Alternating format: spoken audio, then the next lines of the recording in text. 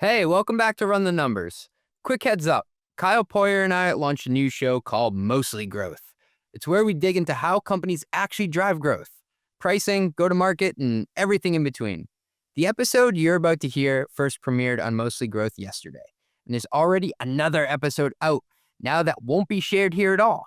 So make sure you're following Mostly Growth wherever you get your podcasts. Now, don't worry, Run the Numbers isn't going anywhere. You'll still get the same great CFO and investor interviews every week. All right, here's a taste of Mostly Growth. At that point, dude, get the shredders. Like, this is not good. Like, early in my career, I would just try to blind people with my science, like fact there, number there, bam, bam, bam, bam, bam. And then it would just be like a silent room. I would have some confidence in the analysis that I ran, right? And like what the number said, and like, did I make a cool chart based on that? But anything outside of that hyper-specific thing I worked on, it was like, please don't ask me about this. If the only compliment somebody says about you is that guy is really smart or that girl is really smart, that's not good. Essentially saying like, we're becoming too big to fail. And that immediately made my spidey senses go off, that a private company burning billions of dollars a year is saying we are too big to fail. To their credit, we probably would get into a recession if they failed. I mean, this is a lot of money, like $1.4 trillion in infrastructure commitments. Like that's the size of a country's economy. Shopify actually had the most employees they've ever had in 2022. So since then, 2022 to 2025, they now have 30% fewer employees, but they have double the revenue. That's a cool takeaway. Nice takeaway for the finance nerds out there who care about efficiency. You're the people's champ, Kyle. From Mostly Media, it's Mostly Growth. Go-to-market strategist Kyle Poyar and CFO CJ Gustafson share smart takes on growing revenue and running a company. Pricing, unit economics, AI, leadership, candid insights for CEOs, CFOs, and CROs, or anyone else aspiring to climb to the C-suite. This is Mostly Growth. Hey, thanks for listening. We'll be right back after a word from our sponsors. As a CFO, you're expected to bring clarity to everything, including how your company manages ownership. The tools you use should make that easier, not harder. But when they come with hidden fees, data you can't always trust, and support you can't rely on, you end up with more frustration than clarity. That's where Pulley comes in. Pulley is a cap table management platform built for finance leaders who need accurate, decision-ready data from a system that works for your business, not against it. With Pulley, you get intuitive workflows, audit-ready reporting, and support you can count on, all backed by predictable pricing you can plan around, so you can stay compliant and make smarter decisions about your company's future. Manage everything from fundraise modeling to ASC 718 reporting to custom liquidity programs, all on one trusted platform. Hundreds of high-growth companies like Linear, Fathom, and Runway trust Pulley to help turn ownership into a strategic advantage. And joining them is now easier than ever. You can switch to Pulley in as little as 5 days. And for a limited time, they're offering 25% off your first year. To claim your exclusive offer, visit pulley.com/mostlymetrics. That is PULLEY.com/mostlymetrics. Please, guys, I really need this. Pulley.com/mostlymetrics. You just launched a new AI product. The new pricing page looks great. I'm talking crisp. But behind it, last-minute glued code, messy spreadsheets, and running ad hoc queries to figure out what to bill. Customers get invoices they can't understand. Engineers are chasing billing bugs. Finance can't close the books. Well, with Metronome, you hand it all off to the real-time billing infrastructure that just works. Reliable, flexible, and built to grow with you. They turn raw usage events into accurate invoices, give customers bills they actually understand, and keep every team in sync in real time. Whether you're launching usage-based pricing, managing enterprise contracts, or rolling out new AI services, Metronome does the heavy lifting so you can focus on your product, not your billing. That's why some of the fastest growing companies in the world like OpenAI and Anthropic run their billing on Metronome. Visit metronome.com to learn more. That's metronome.com. Welcome back to another episode of Mostly Growth. And CJ, it looks like you're in your studio today. I thought you were going to be in Florida. I didn't know this because I live under a rock. Apparently the government is shut down. Well, it depends on when listeners are catching this, but I think not for much longer, hopefully. We went to the airport, 2 kids in tow, pregnant wife. We go through security and stuff. And anyone who has kids, you know how like it's an act of God just to get them to the airport with all the stuff. Like, I don't know how they have so much stuff. And we got there and we're like, oh, this is weird. All 3 flights ahead of us are delayed. And then they announced that air traffic control is going to be not controlling the traffic up until at least 4 p.m. that day when the new shift would come in. And that's where like, I think the writing on the wall is we were just not meant to go anywhere today. So of course we got dropped off at the airport. So I had to take an Uber back to our house and then drive back and pick them all up with car seats and stuff. But it could have been worse, you know? Oh, I'm sure that was fun. How long were you stuck at the airport total for? We were there long enough to spend approximately $60 on snacks that should have cost $15. And probably another 30 on iced coffee. Yes, actually, I spent at least $10 on iced coffee. And my 4-year-old was fascinated by this vending machine. So she kept making me get her juice boxes out of it. And I didn't notice it was like $3.50 a juice box. So I think I racked up, I don't know. We were just a captive audience there to spend money. I crushed 3 cronuts. 1 was mine, 2 belonged to my small children. So I left the airport kind of bummed out, but very full. Now, I do have to ask you, do you have your daughter like carry her own stuff? Like, does she have like a tiny little suitcase that she wheels around? Dude, this is so funny you ask. Yes, they each have these tiny little Peppa Pig backpack rolly bags, but they don't have anything of use or value. Like if we were on a deserted island, you'd open it up and you'd be like, you just have outfits for a doll that you didn't bring. So yes, they wheel their own bags. It's just full of whatever shit they could find in the house to throw in there. That always cracks me up in line at security when you just see these kids with bags that can hold like a piece of paper in them and that's it. And you're like, you know, the parents are like, oh, you can pack whatever you want that fits in there. Meanwhile, they're going to pack what the kids actually need. That's hilarious. Yeah, we had to carry like the useful things, but they love the process of packing up bags. Like this is where I knew that YouTube had like Eclipse cable television. They want to watch kids packing up bags more than they want to watch. Yeah, this is the thing.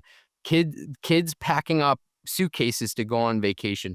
My daughter also watches this show where it's kids playing with toys and they're playing pack up for vacation. It's this mind-blowing thing that has hundreds of millions of views.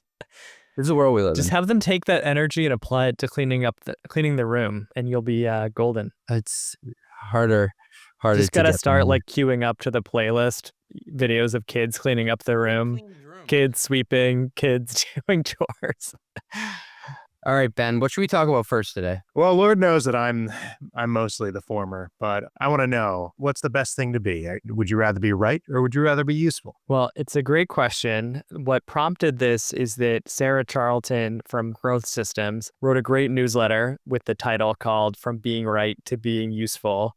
And I felt so seen with that because I think so many times I'm like just focused on, am I right in that situation? And it really doesn't matter most of the time. But CJ, would you rather be right or be useful? I think there's also a derivative of this, of when people are just trying to be contrarian for the sake of being contrarian, and it's not actually useful what they're telling you. They're just kind of being an asshole.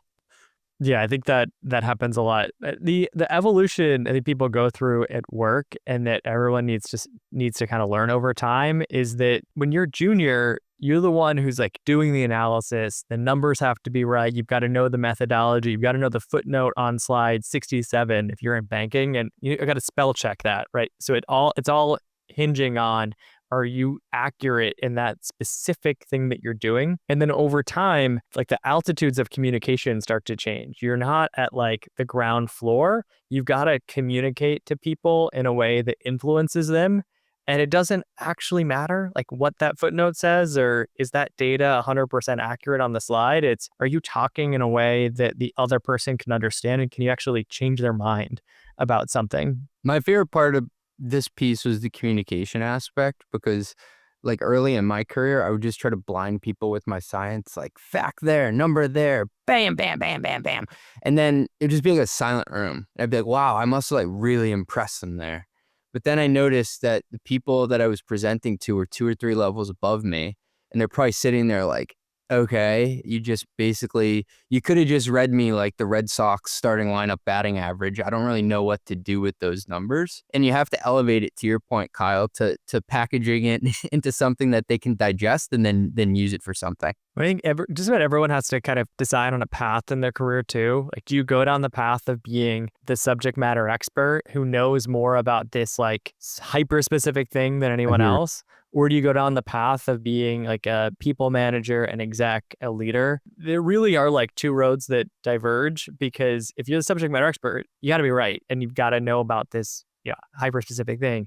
If you're the manager, it really doesn't matter, and like you're actually better off not getting into the details. If you have a team you can delegate stuff to. Yeah, and I felt like in this piece, I don't know if she intended it to be that way, but I kept substituting the word useful for impactful. Like, would you rather be right, factually correct, subject matter correct, or would you rather be impactful with whatever decision you're helping people get to? So CJ, do you have to decide between these paths, the subject matter expert or the manager? But then if you choose the manager path, which I think, 80% of people end up going down that path, they start managing people, they start trying to move up in the org. And it's really difficult to get from like manager to director to VP to C-level.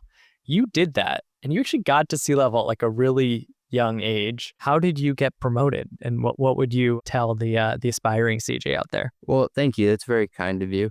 I keep coming back to this comment that this guy, Austin Martin, I used to work for, who is incredibly smart and useful, used to say.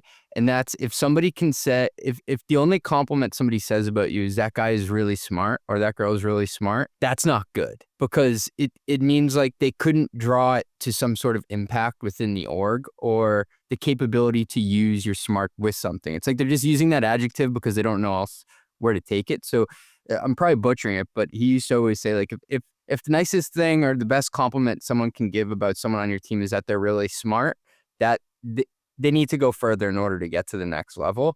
And so my path to being promoted was, I would always figure out who my customer was at the company. And what I meant by that is, who's the one person I'm trying to make look exceptionally good every day. And what I would do is just maniacally think about, in my day, how could I take the next hour and put it towards making their day easier, and then identifying the things that they hated to do. Like, oh, they hate pulling stuff from the cap table and doing this report for investors. Like, I will do that every single quarter.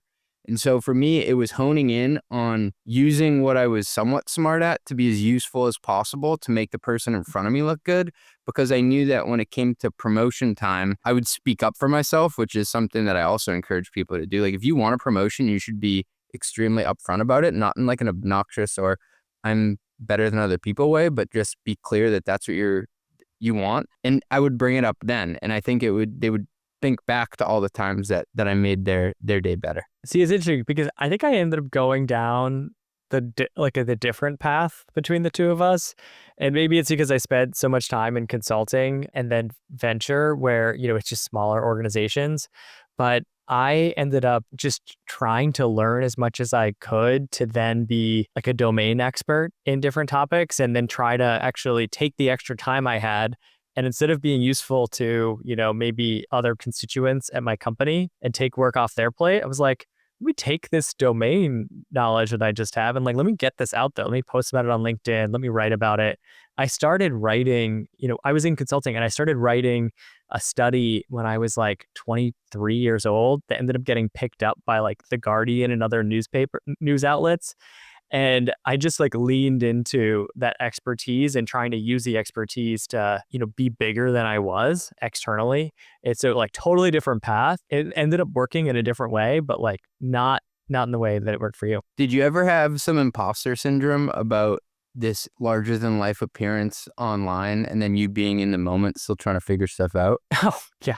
I mean, that was endless. I would have some confidence in the analysis that I ran, right? And like what the numbers said, and like, did I make a cool chart based on that? But anything outside of that hyper specific thing I worked on, it was like, please don't ask me about this. Yeah. I often felt that way because people would say, oh, you got to CFO at a really young age. So for context, I was a CFO at 31. and people would assume, see, you must like, what do I do about this interest rate thing that I'm having in treasury? I'm like, dude, I don't know that from a doorknob, to be honest. Like, I was just trying to be as useful as possible in any situation they threw me into. I was not trying to go deep to be the guy who could write 1,000 pages on it, which is kind of funny because if you look at what I've written about, a lot of it Yeah, is, now you're becoming that guy. yeah, like it's come full circle. Now I'm going the other path. I literally just realized that right now. Well, I'm looking forward to your 1,000 pages on interest rates. It's due tomorrow. Coming out this Tuesday. Next up, we're going to talk about what separates a good VP of sales from a great VP of sales. Now, CJ, I don't know why you put this in. Isn't this easy? A great VP of sales hits their number. Good VP of sales doesn't. Like, what am I missing? Sell, sell, sell. Coffee is for closers. So I just had a great conversation with Sam Jacobs. He is the founder of Pavilion, which is, I think by any measure, the largest go-to-market leadership organization or community that's out there. And, I come at this from the CFO angle, having worked alongside a lot of great CROs. And I think that like when you find a really good head of sales, you just kind of know it, especially if you're in the planning process, like a lot of people are right now. And I asked Sam, you've dealt with thousands of VPs of sales and CROs. What separates the good ones from the great ones? And he hit me with this quote, Kyle. He said, I think the best sales leaders could have been CFOs. And at first I thought he was just like placating to the audience and he was kind of pulling my leg there. But we went a little bit deeper. He said, well, who's the master resource allocator at your company? And it was kind of a trick question, honestly. It's the guy or girl holding a bag. It's that sales leader. Because if you go through the P&L at tech companies, the majority of the costs are people, and the most concentrated and expensive group of people are the sales folks. And so we dove a bit deeper, and he was saying what we try to teach in Pavilion is how to connect the company's overall finances to revenue. Okay. And so I'm curious if that lands with you. I think that does happen at mature companies, and especially when you're managing like SMB, mid-market, enterprise, multiple geo, like a PLG motion, enterprise motion. There's so many resource decisions, and even like what type of lead to give to what rep. Should you give it to the rep that has domain experience, industry experience, like size of company experience? Everything is a trade-off, and also figuring out efficiency. Like, should you take this lead, or is it not worth your time to take this lead? And so I do think a great VP of sales like kind of gets that intuitively. One thing I found interesting is, looking at who ends up getting promoted to CEO. So like a lot of CEOs are just the founder of the company. Number one path. But then when you have someone hired as CEO from the outside, it's almost always one of two people, a former CFO or a former CRO. And so there's something there. I don't know the exact stats, but the number one path to be a professional CEO is coming from the sales side. So being a CRO. And Sam hit me with this line on the podcast. He said, your job is not to look like you played linebacker at Bucknell and recruit a bunch of lacrosse players. You are a capital allocator, and your job is to earn a return on behalf of that capital that's deployed, one that will meet the parameters of the business that you work for. It's not to hire people. It's to produce results with the people you hire. There's a subtle difference. And that one kind of hit me with a ton of bricks because it's something that like I've always internalized as a CFO, but you have to develop as a sales leader this theory of enterprise value. And Ethan Schechter, who I worked with at Sneak, VP of sales, he brought them from over 0 to 100 million. I think you've met him, Kyle. He was always one of my favorite people to work with because he understood the value of a dollar that we were trying to put out there into the ecosystem, especially if it was linked to a human. And what he could also trace back was if we close, say, $100,000 deal and we're trading at 10x forward revenue, congrats, we just added $1 million in enterprise value to the company. And I know I'm using a shorthand there, but what I'm trying to express is it's not just about hitting your quota. It's about using the dollars you have on the P&L to fuel future growth and increase your valuation. Yeah, I do think these sales leaders can be ruthless. Like if you meet anyone in the organization that has fired the most people, like it is the VP of sales, and they almost like take emotion out of it. It is objective. Did people hit their number or not? If they didn't, do they have a path to hit their number next quarter? And it's almost as if, not that it's coin operated, but they have such an intense focus on both the top line and the bottom line number of what they're doing. That's impressive. Although it can be a little ruthless at times. It is such a different experience from other like softer sides of the company. There is no better leader in the org at firing people than a sales leader. And I've met some that can also do it in a way that isn't ruthless, but just incredibly efficient and straight to the point, but still humanizing. Where I have ran into problems with sales leaders in the past is when they don't even understand that, oh, we're running a spiff that has a cost to the organization, and that needs to be contemplated. Oh, we can't have a fully blended commission rate that goes from 18 to 25% because it just won't work with what we're trying to accomplish here. That there's a certain gross margin profile and a certain lifetime value calculation that goes on to determine the reward that's the outlay back to reps. And those are the ones that I think don't get to that next level, but they may hit their quota within that quarter and within that year. But I've realized that with sales leaders, there's truly levels to this game. The other thing with a lot of sales leaders is that there's like their people and the cost of like the P&L that they control, which they also get compensated, right, if they hit the number. And then there's like everyone else that supports them. And many like mediocre sales leaders end up like just being they just take up all of the time from anyone that they can get their hands on. It's like, oh, you're a product expert. You're going to join these sales calls. You're an ops person. You're going to be doing these, 15 things. You're in finance. You're now our deal desk. And there's this like tax that happens on the rest of the organization because everyone is supporting them, but not technically part of their P&L. I think a great VP or CRO can actually be great at simplifying, and they take help from other parts of the organization, but they don't become like a drain on every other function. And don't get me wrong, it can go the other way too. So I don't want to just crap on the bad sales leaders. Finance, there are a ton of terrible CFOs out there, Kyle, and they can be a huge part of the problem. So for example, if I'm building a finance model where my primary input is how many salespeople I can hire, and that's just not the reality of how the company generates demand, where we're a PLG or we're a channel organization where we sell through intermediaries, then I'm definitely the problem for sure. I just took the easiest route to building a model, which technically is right, without thinking through the physics of how we sell and to whom. I recently wrote a post about why your pricing model is broken. I'm pretty sure we need to do the same thing with you and like why your C-level hire is broken. Up next time on the podcast. All this and much, much more after CBS's hit show Tracker. Well, there's probably going to be a Michael Burry reference in here somewhere. I know a lot of that. One of my favorite movies, Big Short. But OpenAI, is it too big to fail? That's what I want to know. Now, CJ, I have a question for you.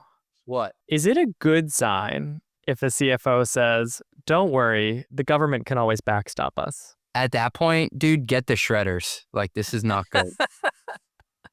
Walk me through what happened with OpenAI and just walk me through it. So we all know that there are a ton of public company stocks, the likes of Oracle and many others, who have a lot of good stuff going on, but a lot of that share price or enterprise value is propped up on the expectations of what AI can deliver, and more specifically, the contracts that OpenAI can deliver. And so OpenAI this year, I think they're going to do $20 billion in revenue, if I don't have that wrong. That's great, right? But the contracts that they have secured and the CapEx investments that they're going to have to make in order to produce the future revenues that everybody else is propped up on is like value of like 1.4 trillion. So I can't make the math on how you possibly get to that. So then I think some people have started to ask questions like, well, what happens if this fails? And there started to be a couple of not so subtle comments from both Sam Altman, the CEO, and Sarah Fryer, the CFO, essentially saying like, we're becoming too big to fail. And that immediately made my spidey senses go off, that a private company burning billions of dollars a year is saying we are too big to fail. We're now in potentially a market cycle where I don't know if it's a level of arrogance that we're getting to, or just such a deep, heavy circular reference that private companies are saying, we must be too big to fail at this point. Well, I do have to ask you, do you think they're too big to fail? No, I think it's a free market economy where like they're not a bank. Like a bank has a fiduciary responsibility to people that put their money in. This is a venture where investors are putting their money in to hopefully earn a risk adjusted return. Do I think every single bank should be bailed out? No, but like it's a kind of an apples to oranges comparison. I think they're very important to like GDP growth in a lot of ways, good, bad, or indifferent. But I think we've all seen what happens too when you prop something up longer than it should have the right to exist on its own. Yeah, I think AI investments have really been driving GDP growth over at least the last year. But it feels like between OpenAI, Anthropic, Google Gemini, Meta, like there's enough alternatives out there from a like customer perspective that it feels to me like it's not too big to fail. But it's an interesting question of like, how does that even get defined in the first place? And I just didn't know where the comment came from. Does that mean that they're nervous that something could go wrong and like, hey, we need an insurance policy here, wink and a nod? Or is it that they've just been living in this bubble for so long that they truly do think that it would be bad for Western civilization if OpenAI went away? And they did walk back some of the comments. I just thought it was a really aggressive take on the significance of a for-profit private company. Yeah, no, I hear that. But to their credit, we probably would get into a recession if they failed. I mean, this is a lot of money. Like 1.4 trillion in infrastructure commitments. Like that's the size of a country's economy, like a big country's economy, right? Oh yeah, I think like Norway only has like a $300 billion GDP. It's So it's massive. like 5 Norways. Something like that. Well, I think this goes back to what we've talked about in the past, where I mean, this is fueling a ton of economic growth, but a lot of it is tied to investments that are not like railroads, where if you overinvest now, you've got all this infrastructure you can keep using in the future. I think the big question for me is like, how long lasting are these infrastructure investments? And if it's infrastructure that gets outdated in 3 or 4 years, it needs to be replaced, that doesn't actually create that much benefit for society. But if it is like railroads and we're over-investing now, maybe it's a bubble, but we're left with a railroad connecting New York and LA or San Francisco, like that's pretty good for society. Yeah, and for all the accounting nerds out there, I think one of the most fascinating things to read with some of the AI companies going public, like a CoreWeave, is what they define as the useful life of the chips they're using. Because remember, they're also securitizing these chips to take out loans against them as assets. And so if you stretch out the useful life longer, you can ostensibly say we can take out more loans against it. We have basically a longer runway on these assets, but it also impacts how much you can depreciate each year. And then that comes around on the P&L for either higher or lower profits. So there's a lot of accounting games going on here. And then there's actually the physics of reality of, can we build up these things in time? And if we can't, do some of these companies deserve to be bailed out? Or is it less about deserving it and us actually fundamentally being in a place as an economy where we, right, wrong, or indifferent, we need to be bailed out? We make this podcast for the folks, and if they're not familiar already, CJ and Kyle are both prolific writers. So what have you guys been working on lately? What do you want to share with the class? Well, CJ, I hear you've been having some fun with Agentic Finance. I don't really know what that means, but I think you're going to tell us about it. I emerged from the wilderness with 59 pages of PowerPoint slides and a herniated disc. In sciatica. In sciatica. My gout is acting up again after producing this report. So I interviewed a series of founders and executives from companies like RightRev, Numeric, Tropic, NetSuite, and Tabs to produce, hey, what's going on in the finance stack right now when it comes to AI? And where do you actually need AI? And where is what I'm calling rules-based logic okay? And so there's a ton of agent washing that's going on out there.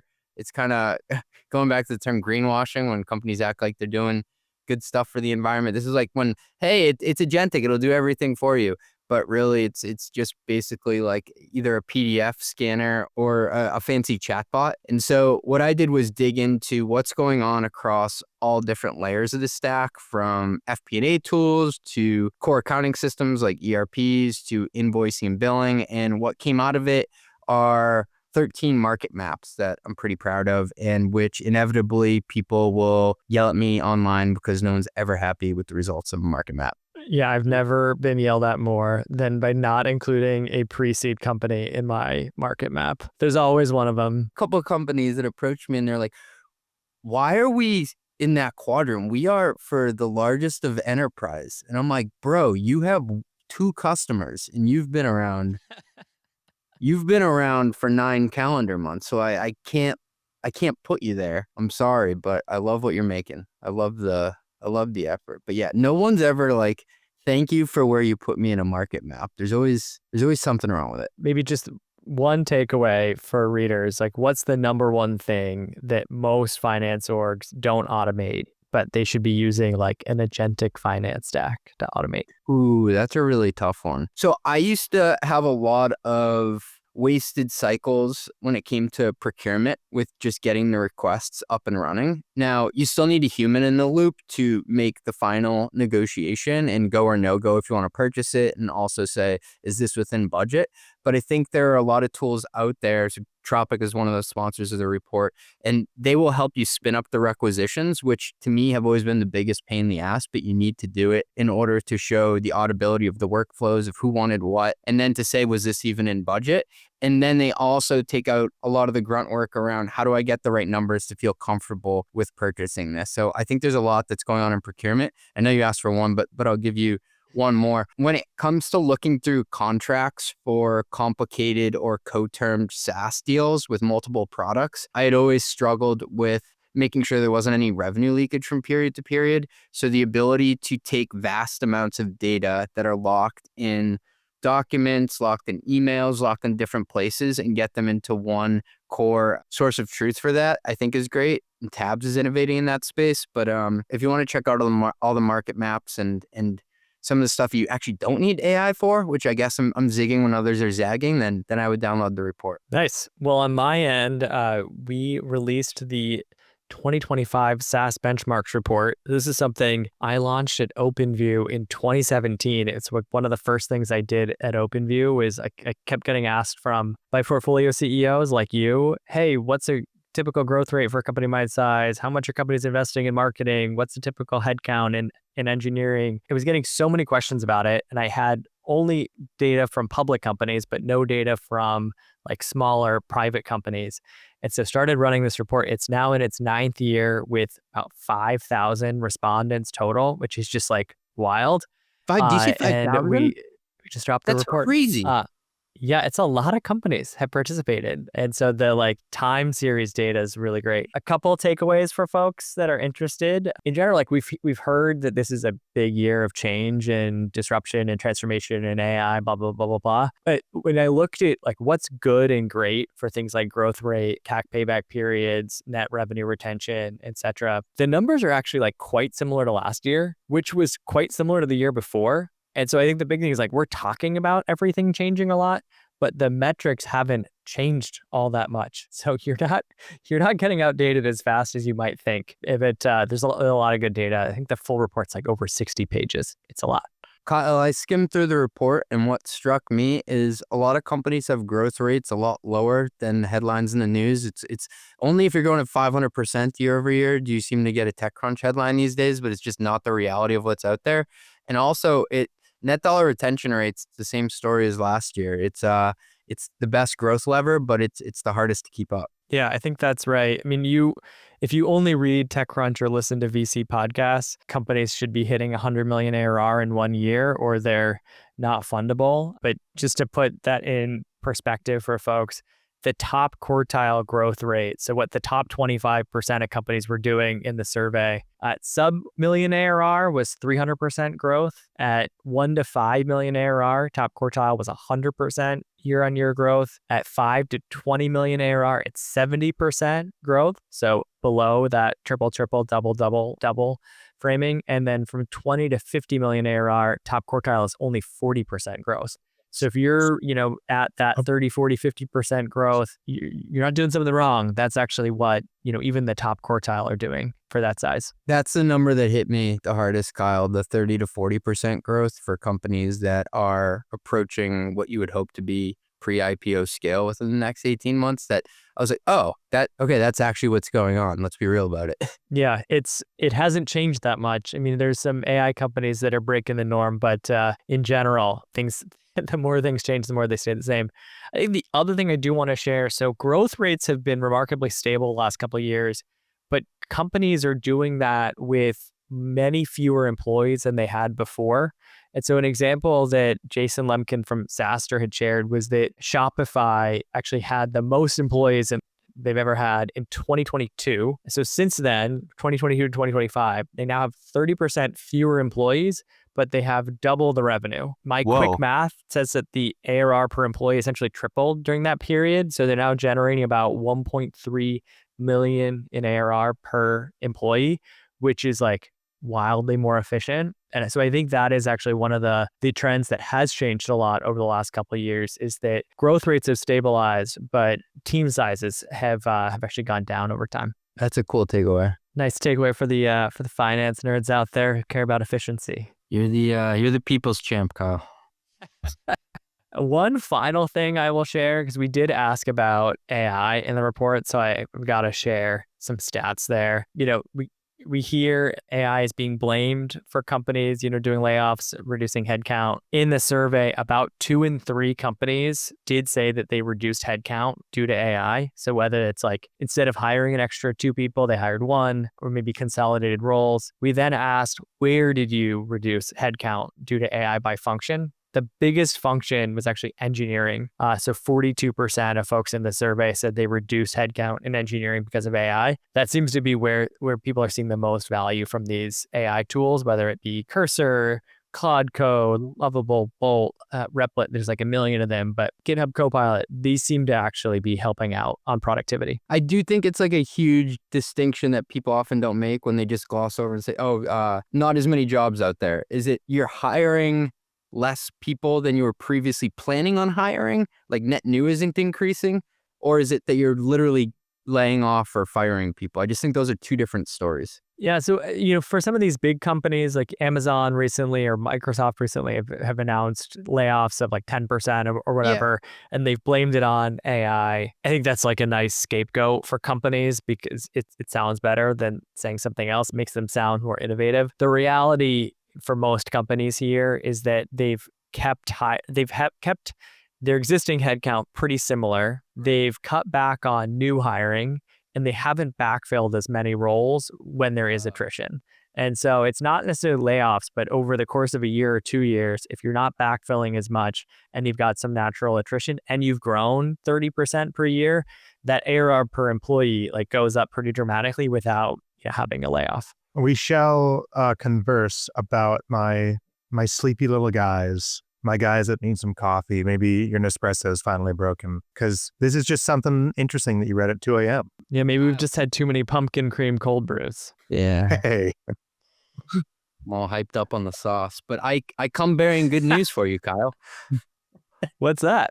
It's not too late for us to be 1% founders at growth startups, according to this chart. I like the sound of that. Tell me more. Okay, so welcome back to the show where we describe visual charts with words.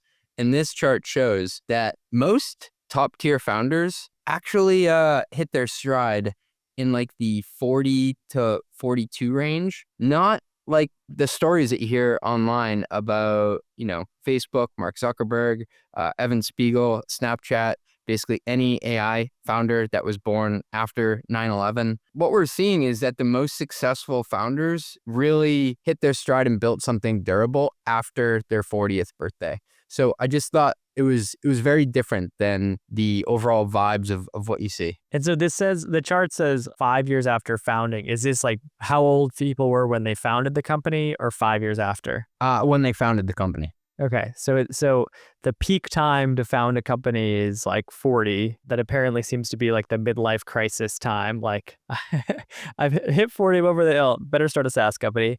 But then the peak time for actually being in the 1% is between 40 and 50 or so. So you got some time. You got some time, and I think there's an element of your compounding experiences to get you there. Like if I look back at how many dog shit business ideas I've had up until this point, you hope that you learn something each time that you either try something that doesn't work or you see somebody who does something awesome, or you're part of a company, not the one who came up with it, but a person who's an operator helping, or the guy behind the guy. And I think that's why people will get into their 40s and like, okay, I have enough requisite experience here to have found a way to apply it in a unique way. I think another thing that comes to mind for me is that for startup founders and being in the top 1%, it takes a really long time to, make sure you have the right idea, vet it, build the product, get initial customers, get some traction, build the second product, hire a team, like build the third product. Like there's so much that goes into it, and it really is a marathon. So this like 996 idea of like, we just got to work harder than everyone else, that's gonna be great for getting some early traction, but not great for building a durable business. And someone that's maybe 22 isn't ready right now to sign up for the next 10 years of their life and just grinding on something. But by the time you're 40, 45, it's a problem space that you're really passionate about. And it's something that you could see yourself really building a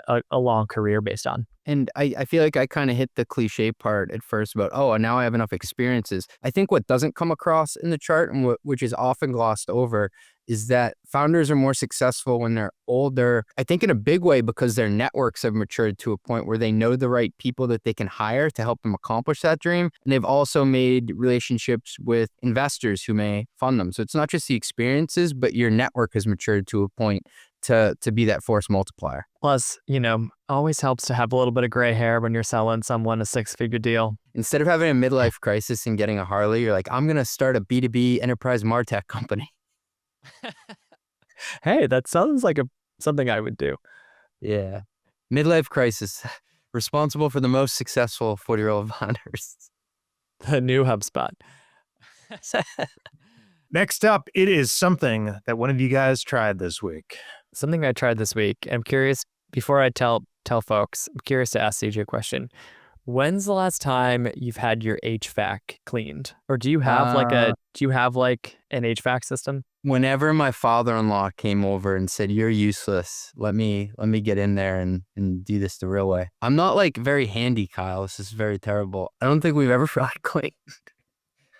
So I had, we moved into this place a couple of years ago, like got renovated it, right? And the air quality always seemed kind of bad. And then finally our HVAC guy goes like, "Well, why don't you have the vents cleaned?" We're like, "Oh, that we didn't really know that was like a thing we were supposed to do." So hired this group to do a duct cleaning, and they also sealed like where there were gaps. So they take pictures of the inside of your like vents, and that was disgusting, by the way. No, I know what you're talking about now. Nothing will scare you more than that. It looks like this dark matter that's coming out of your ceiling that you've like been breathing in for years. Yeah, it's like plaster, dirt, and regret all combined into one. And so they took that, they sent it via Company Cam, which is like shout out to a PLG app for the trades. And they also sent us this report where the leakage from our ducts was equivalent to, I'm going to get this right, 96 basketballs of air outside of our conditioned space every minute. And they were able to bring that down from 96 basketballs to 21 basketballs of air, which still seems like a lot of air. Like I thought they sealed it, but guess still a lot. That sounds like a director of procurement at a SaaS company. He's talking about cost avoidance. Like, we got 40% off MSRP. It's like, we weren't going to pay that anyway. I saved 75 basketballs of air.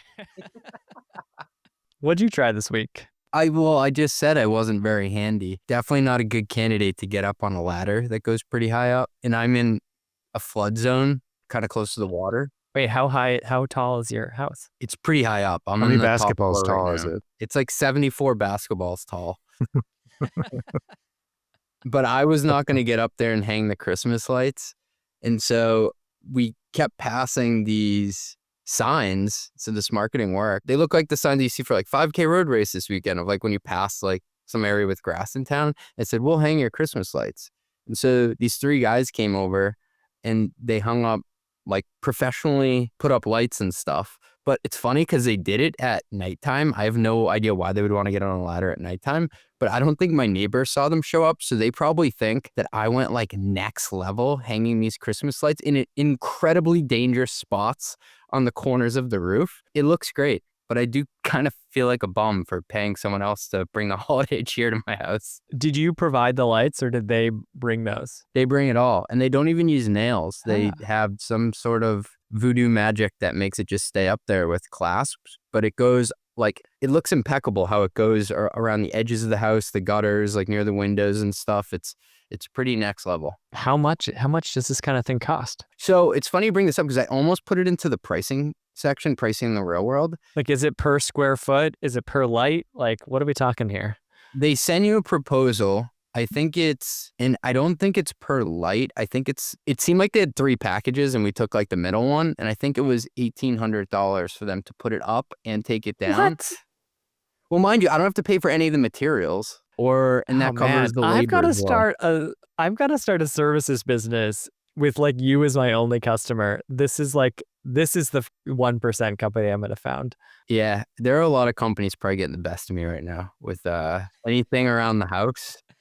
I'm your guy. Kids I'm like, play that sounds reasonable. snow plowing. Like, I love this. I keep seeing the equivalent for me of the signs I keep seeing there are places that will put like different decorations outside of your house, but not like Christmas lights, but like they'll do squashes and pumpkins. So it's like a fall scene, and then they'll replace that with a winter scene. And it's basically just your like steps or your front stoop, because I live in the city. And so I think they have a similar pricing model, but it's a subscription where they like just swap things in and out a certain number of times a year. I'm thinking about that, but not if it's going to cost me $1,800. I think it's worth it just for the level of risk these guys had to take.